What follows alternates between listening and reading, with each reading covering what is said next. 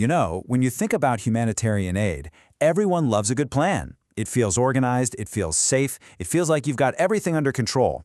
But what actually happens when that perfectly designed plan smacks right into the chaotic, unpredictable reality of a crisis? Well, today, we're going to explore that huge gap and the one critical thing that can bridge it.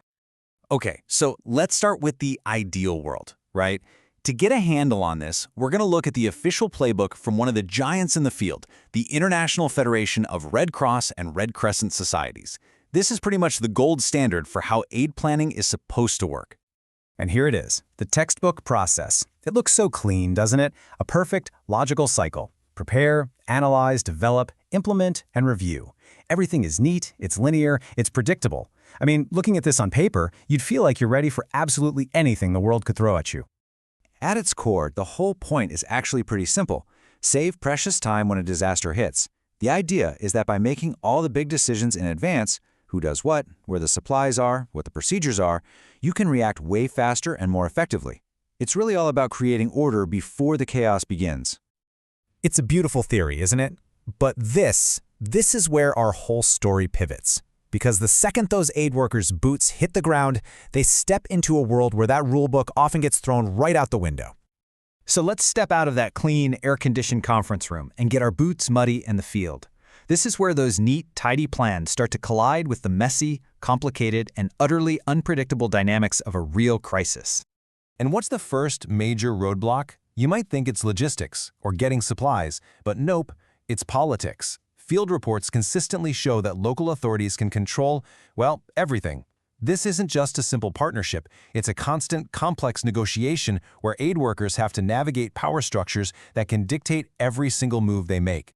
And that control, it trickles down into 1,000 daily frustrations. I mean, just imagine trying to rent a house or hire local staff, but the authorities are trying to influence who you pick, or needing a specific piece of paper just to drive from one village to the next.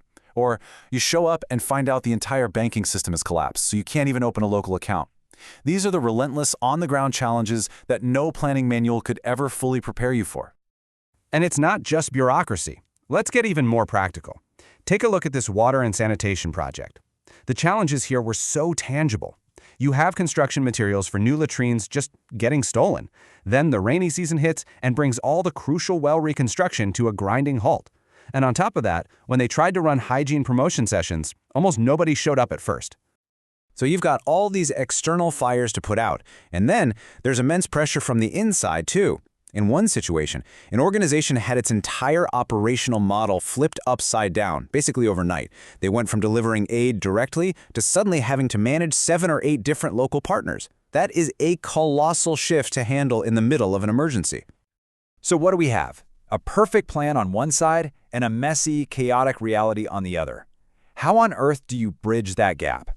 Well, it turns out the answer isn't a better, more detailed plan. It's something else entirely. It's a different kind of skill, adaptive leadership. Now, this doesn't mean you just throw your plan in the trash. It's about shifting your mindset. See, a planner is focused on the process. They value the system, and they seek control. But an adaptive leader, they focus on the people, they value adaptation, and they seek to influence. It's a really subtle but incredibly powerful difference in approach. And at the very heart of this is an idea called participatory leadership.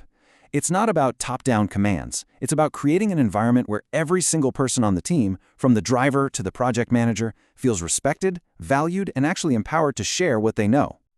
And this isn't just a fluffy management theory. It translates into very real, concrete actions.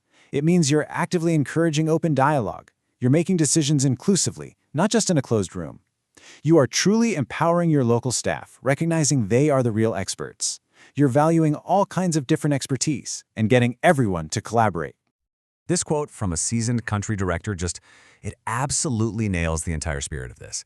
It's this deep, fundamental belief that local knowledge isn't just a nice to have, it is absolutely essential for success.